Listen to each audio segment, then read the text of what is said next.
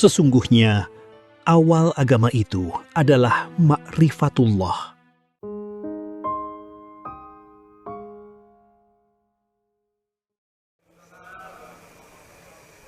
Bismillah, tawakkaltu ala Allah. La haula wala quwwata illa billah. Asyhadu an la ilaha illallah wa asyhadu anna Muhammadar Rasulullah. Allahumma shalli ala sayyidina Muhammadin wa ala alihi wa sahabatihi ajmain, ma ba'd. Hadirin hadirat rahimakumullah. Halaman berapa? 21 ya. Akhir. Bismillahirrahmanirrahim. Wa qad su'ila al-Imam Syafi'i radhiyallahu anhu. Imam Syafi'i pernah ditanya, mad dalilu ala sani'i, mana dalilnya akan keberadaan sang pencipta? Mana dalilnya bahwa alam semesta ini ada yang membuat? Mana dalilnya? Langit, bumi dan seisinya ini ada yang buat. Mana dalilnya? Ditanya seperti itu. Faqala lisailihi, lalu Imam Syafi'i menjawab kepada orang yang bertanya, hadhil waraqatu, daun ini, allati fi yadika, yang ada di tanganmu. Coba lihat daun pohon yang ada di tanganmu itu. Wa kanat fi yadihi waraqah, di tangannya lagi megang daun. Min syajarati tuti, daun pohon tut. Pohon tut itu sejenis pohon yang di Arab, di sini mah nggak ada. Hampir mirip seperti buah tin begitu. Faqala sailu wa kaifa, kemudian orang yang bertanya itu mengatakan, maksudnya bagaimana? Wa kaifa. Qal, Imam Syafi'i mengatakan, inna ta'maha wahidun, daun ini rasanya sama, satu. Walau nuha wahidun, warnanya juga satu. Warihuha, dan baunya wahidun, juga satu, sama, warnanya sama, rasanya sama, baunya juga sama. Alaysa kadzalik, bukankah demikian? Qala bala, ya, memang ya. Qal, lalu Imam Syafi'i mengatakan lagi, fata'kuluha dudatul qazzi, daun tut ini ketika dimakan oleh ulat sutra, fayakhruju minha al-ibris, ibrisem, al-ibrisem itu bahasa Persia, ay al-harir, menjadi sutra. Ketika daun tut itu dimakan oleh ulat, keluarnya sutra. Wa ta'kuluha an-nahlatu, ketika dimakan oleh oleh lebah, ya, fayakhruju minhal asal, keluarnya jadi madu. Wa ta'kuluha syatu, ketika dimakan oleh kambing, fayakhruju minhul ba'aru, yang keluar telepong, ya, kotoran. Wa ta'kuluha dhabiyatu, ketika dimakan oleh kijang, Fayanaqidu baina nawafijiha, kemudian darahnya itu terendap di mata kakinya, di kakinya kijang.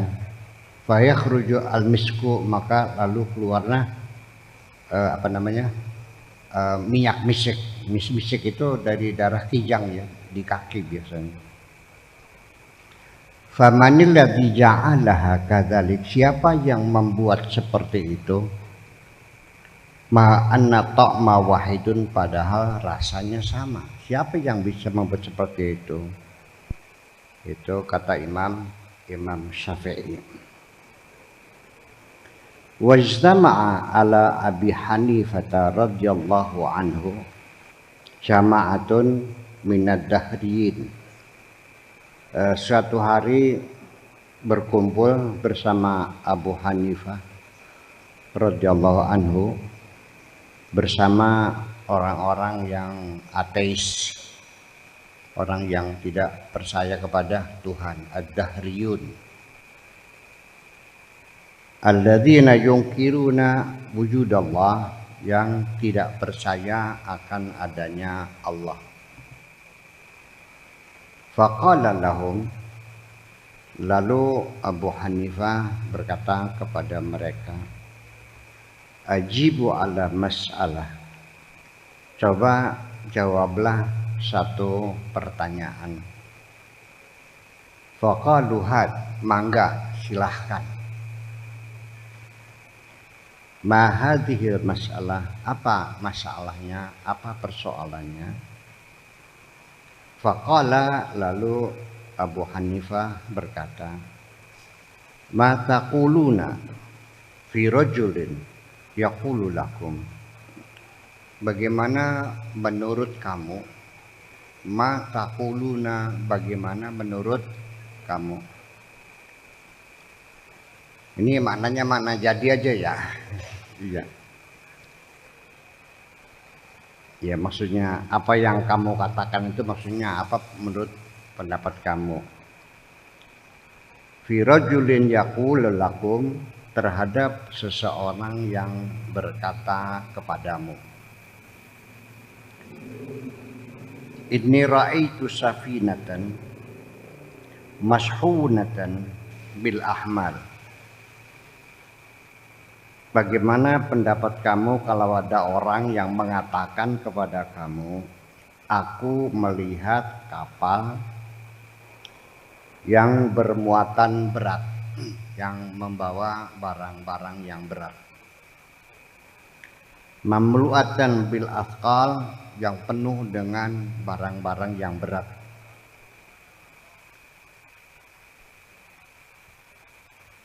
Qad ihtawshatha fil lujjatil bahri amwaj,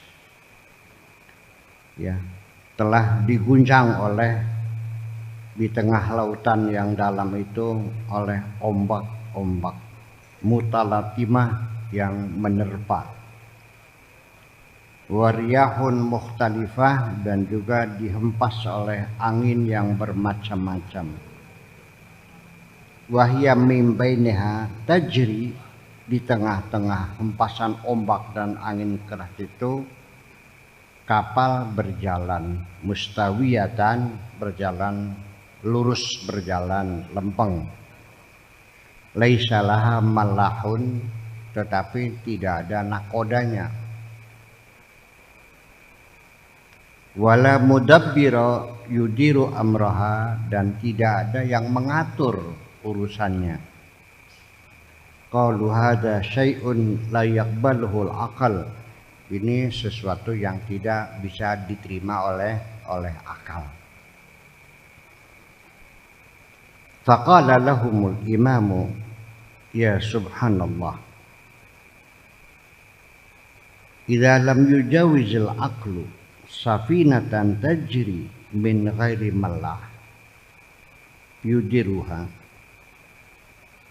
Andaikan akal tidak menerima, ya, ada kapal yang berjalan tanpa nakoda, yudiruha yang mengaturnya, fi jaroyaniha dalam melaju, fa kaifa yujawizu qiyamu hadhihi dunya, bagaimana akal bisa menerima tegaknya dunia ini, ala ikhtilafi ahwaliha dengan kondisi yang bermacam-macam itu, wa taghayyur a'maliha dan perubahan-perubahan cara kerjanya, wasi'ata atrafiha dan luasnya penghujung-penghujung bumi ini, min khairi hafidin khaliqin sani'in, tanpa ada yang menjaga, tanpa ada yang mencipta dan tanpa ada yang membuat. Fakafu anhu, akhirnya mereka terdiam. Fakafu anhu, akhirnya mereka terdiam. Wasadaqallahul azim idh yaqul am khuliqu min ghairi syai'in am humul khaliqun. Apakah mereka tercipta dari tidak sesuatu, dari tidak apa-apa, ataukah mereka mencipta sendiri? Apakah mereka dicipta dari tidak ada atau mereka tercipta sendiri? Dibikin atau mereka muncul sendiri? Jadi sendiri, hidup sendiri gitu. Am khalaqus samawati wal arda, ataukah mereka yang menciptakan langit dan bumi? Bal la yuqinun, namun demikian mereka tidak yakin. Wa idza aradna an nulqi ba'da daw, ketika kita ingin memberikan penjelasan, nulqi daw itu artinya melemparkan cahaya, itu menjelaskan, itu bahasa Arabnya begitu. Ala aqidatul Islam, terhadap akidah Islam, qulna, maka kami katakan,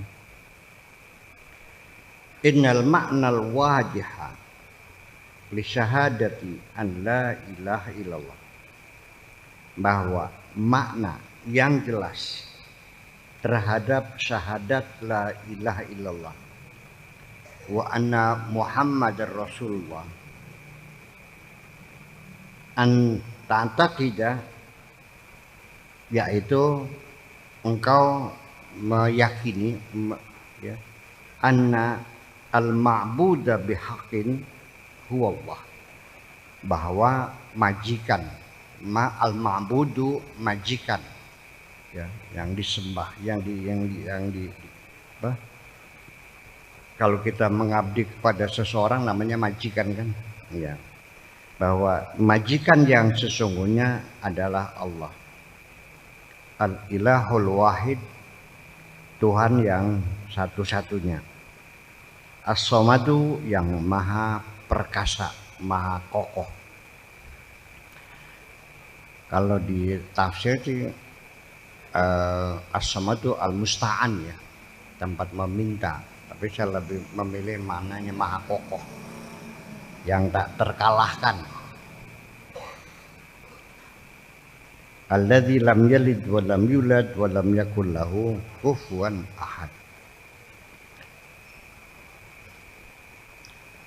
Wa huwa subhanahu qadimun, Allah itu maha dahulu, la awwala lahu, yang tidak berawal, mawjudun la akhir lahu, yang ada tanpa akhiran, abadiyun, yang abadi, la nihayata lahu, yang tidak ada penghujungnya, daimun, langgeng, lansira malaha, yang tidak berkehabisan, yang tidak ada habis-habisnya, walam yazal wala yazal, selalu dan senantiasa ada, musufun binu'util jalal, yang disifati dengan sifat-sifat keagungan.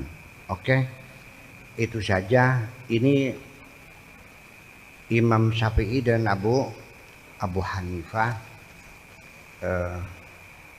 berdebat, berdiskusi dengan orang-orang yang ateis. Artinya pada zaman kejayaan Islam ini, kita bicara ini dulu. Ini dari catatan ini kan bisa ambil pengertian yang beda. di zaman kejayaan Islam, raja-raja Islam. Dan ini kalau Imam Syafi'i, Abu Hanifah kan sudah masuk di eranya Daulah Abbasiyah di Irak. Ya, Umayyah udah hilang, Khulafaur Rasyidin udah habis. Di tengah kejayaan Islam, artinya apa? Masih banyak PKI-nya tuh. Sehingga para imam itu berdebat dengan mereka, paham bikin. Jadi jangan itu membayangkan bahwa kalau orang Islam semua sembahyang, kabeh beli. Sampai sekarang juga banyak orang Arab yang kesembahyang. Yang agama Kristen juga banyak, yang tidak beragama juga banyak. Iya, yang pura-pura juga. Nah, itu. Secara logika sederhana, iya. Ketika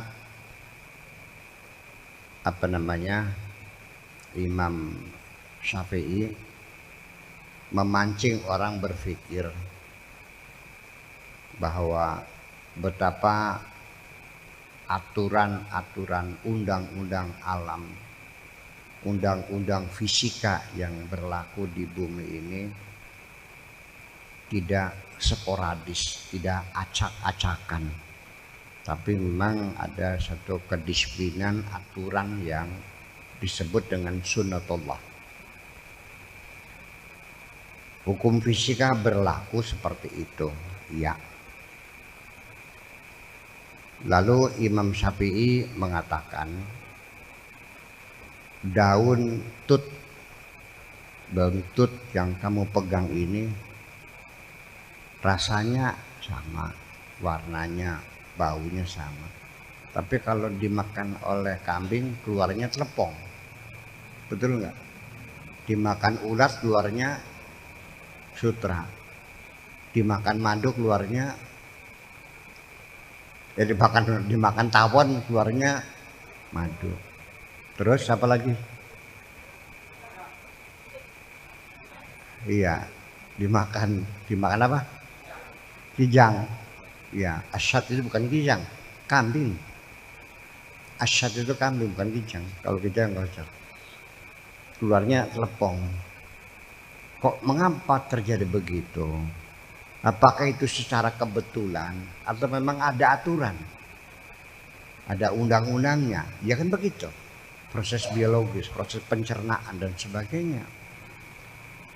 Kemudian juga Imam Abu Hanifah juga mengajak orang-orang yang tidak percaya Tuhan itu diajak berpikir, mungkin nggak ada kapal ya menghadapi gelombang besar, badai yang luar biasa, tapi kapalnya ajak jalan aja, tapi tanpa nakoda, mungkin nggak? Iya, itu masih sederhana. Saya tidak akan berdiskusi dengan bapak-bapak di sini seperti ini, nanti dianggapnya menghina saya. Itu anak kecil juga paham. Tapi yang jadi masalah, yang pencipta itu namanya siapa? Dari mana kamu tahu namanya? Kalau namanya Iron, dia mengatakan Tuhanku namanya Iron, yang menciptakan langit dan bumi, yang abadi, yang kekal, yang maha kuasa, namanya Iron. Yang satu lagi namanya apa? Ya, Gold barangkali, ya kan. Andai kan namanya berbeda, tapi substansinya sama, ada yang salah nggak?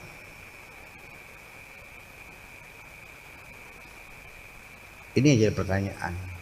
Jadi Anda menyebut sang pencipta namanya Allah itu dari mana?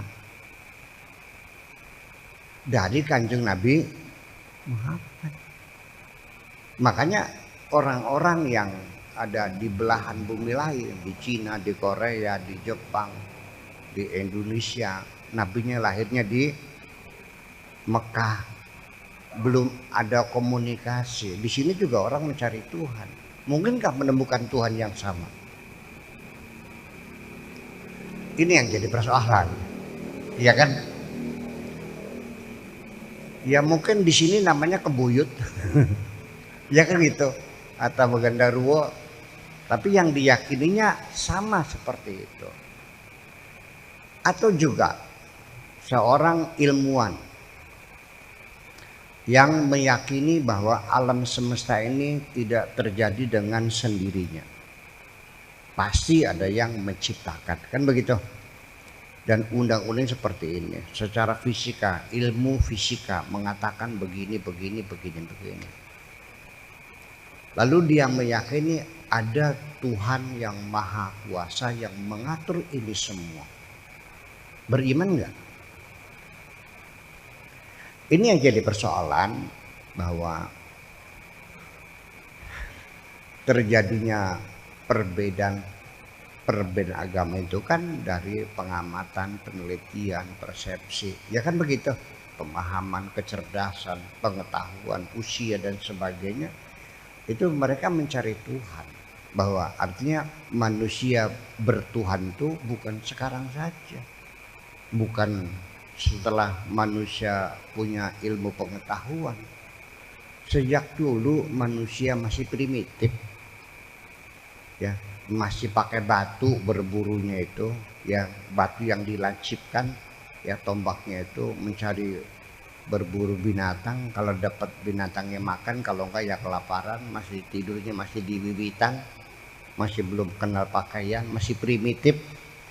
Itu sudah bertuhan kok. Iya, sesuai dengan pikirannya masing-masing, betul enggak? Nah itu ada di di ensiklopedia Laros itu dikatakan seperti itu, bahwa manusia sejak zaman primitif itu sudah meyakini adanya Tuhan, artinya sudah beragama lah manusia itu. Nah, kemudian cara penyembahannya ya bermacam-macam lagi. Ini satu sisi. Di sisi yang lain,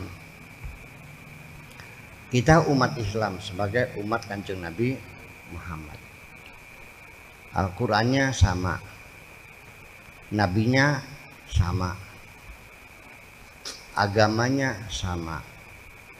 Tetapi Tuhan kita dalam pikiran kita sama enggak?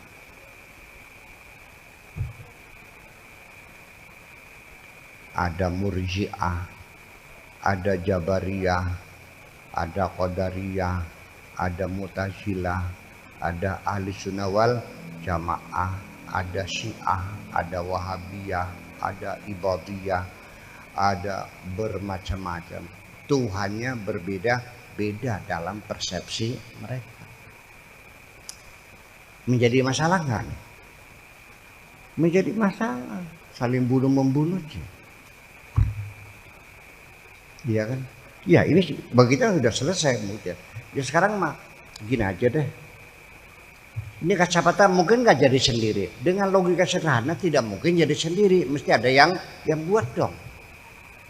Betul nggak? Udah itu nggak usah mikir itu mah. Di meja ada kaca, berarti ada yang naruh nggak? Tadinya ada, sekarang yang ada yang ngambil nggak? Mungkin nggak hilang sendiri. Itu udah sangat sederhana sekali. Tetapi siapa yang ambil itu yang kita tidak tahu. Ini ada yang buat nggak? Yang buat siapa? Nggak tahu. Jadi sekalipun kita yakin ada yang membuat, tapi siapa yang membuat kita nggak tahu.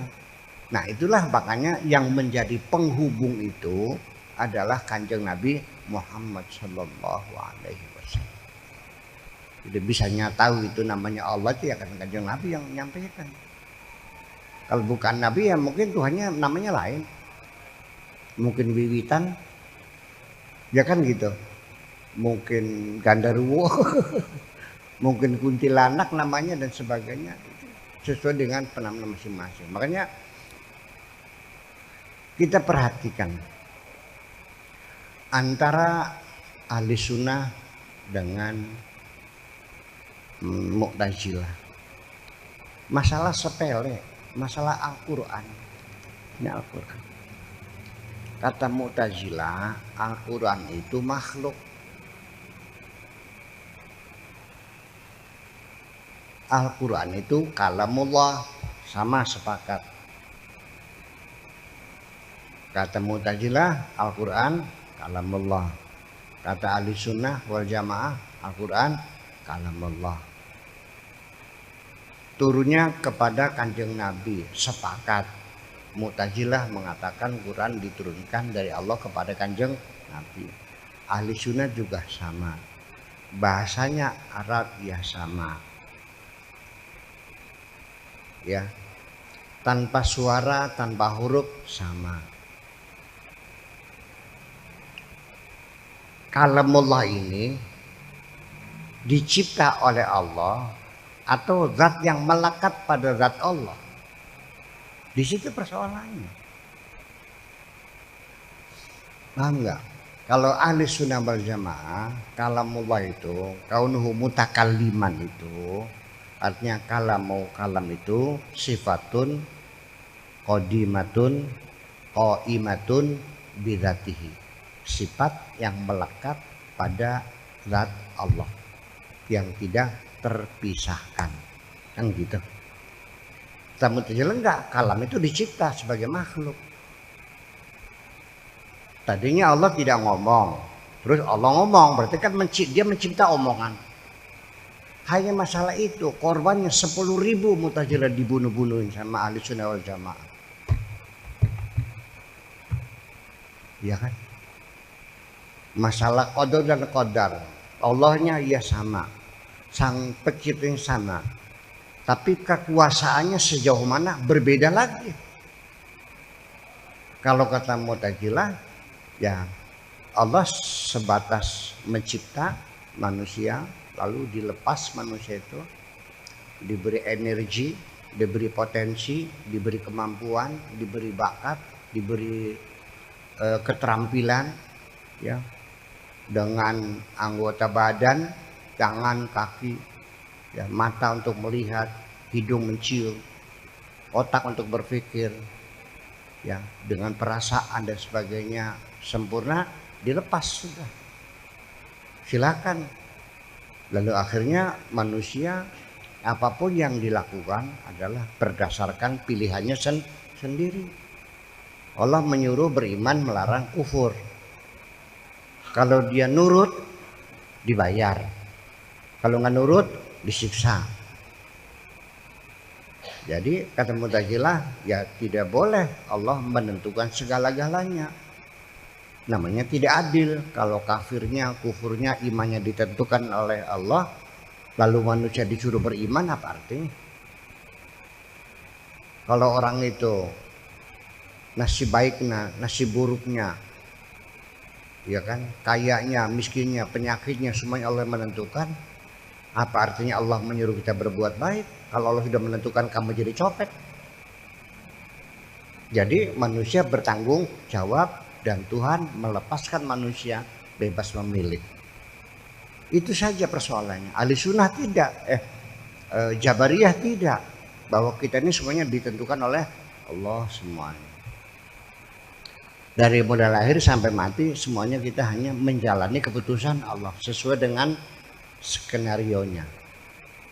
Kalau ahli sunnah ada ketentuan, ada kepastian, ada keputusan Tuhan, garis nasib kita sudah ditentukan, tapi ada yang mubram, ada yang ghairu mubram, ada yang final, ada yang bisa direvisi. Yang benar mana? Itulah yang jadi persoalan, bahwa kalau sekedar membuktikan ada yang mencipta, ya sudah, akal sedah juga bisa. Tapi ketika kita mendalami tentang keyakinan orang-orang Islam tentang Tuhannya sendiri juga berbeda-beda. Kenapa demikian? Ya karena ilmu kalam, ilmu tauhid, ilmu akidah, ya kan, ilmu teologi dan sebagainya, itu kan tidak murni dari Al-Quran seperti itu, tapi hasil interpretasi, penafsiran para ulama orang Islam sendiri sepanjang sampai sekarang 1400 tahun. Sekarang terus masih bergerak dan bergulir, dan persengketaan juga masih terus berkembang. Itu yang jadi masalah. Betul nggak? Jadi kita mesti mengerti persoalannya bukan persoalan yakin atau tidak adanya Allah, tidak. Ini persoalannya substansinya apa? Itu yang jadi persoalan. Jadi pertanyaan kita, mungkin nggak ketuhanan dalam Islam itu dirumuskan bersama Syiah, Ahli Sunnah, Jabariyah, Qadariyah, Wahabiyah, ya kan? Nahdiyah, Muhammadiyah. Ya artinya kan kita ini kan tukang ziarah kubur, betul nggak? Kok oleh Wahabi disebutnya musyrik? Kita orang Islam juga tahlilan kan, kok bidah? Betul nggak? Jadi kita tidak selesai sampai kepada meyakini ada Tuhan. Kesananya masih tetap berbeda lagi. Andaikan kita melihat ke depan, semua madhab hilang semua nih. Jabariyah, Qadariyah, Mu'tazilah, Syiah, Wahabi, habis semua, tinggal satu, Ahli Sunnah wal Jamaah. Setelah itu berbeda lagi enggak? Ada kino-kino lagi. Nah, kino A, kino B, kino C. Hilang, tinggal kino A. Ya kan? Terus ada apa? Ada blok lagi, blok A, blok B. Terus. Nah, kesimpulan akhirnya gini kan, sudahlah kalau begitu ternyata kemajemukan itu adalah suatu keniscayaan yang tidak bisa dihindari. Ini realita. Jadi perdamaian yang kita idamkan bukan kesamaan, bukan kesepakatan, tapi menghargai perbedaan. Terima kasih, itu aja. Terima kasih wabarakatuh.